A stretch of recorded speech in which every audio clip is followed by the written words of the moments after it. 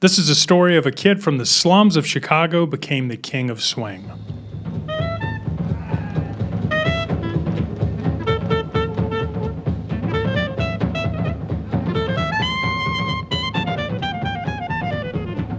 And today we're talking about the band leader, composer, clarinet player extraordinaire, Benny Goodman. Benny Goodman was born on May 30th, 1909 in Chicago, Illinois to Russian Jewish immigrant parents.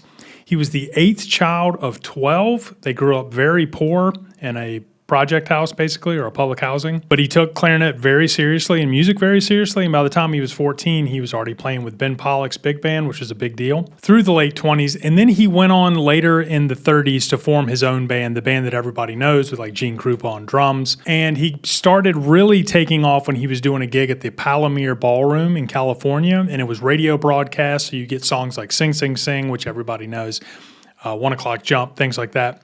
And his music really took off. And he also was one of the first people to do an integrated jazz show at Carnegie Hall. He didn't want to do the show because he didn't think jazz was a proper thing to be bringing to Carnegie Hall.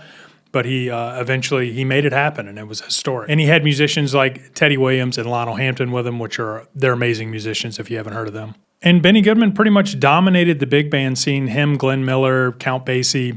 They pretty much dominated the big band scene from the 30s and 40s, which kind of died out once Charlie Parker and them started doing their thing in the 40s. But if you haven't heard Benny Goodman, definitely check him out. His music's amazing. It's timeless. It's still good today.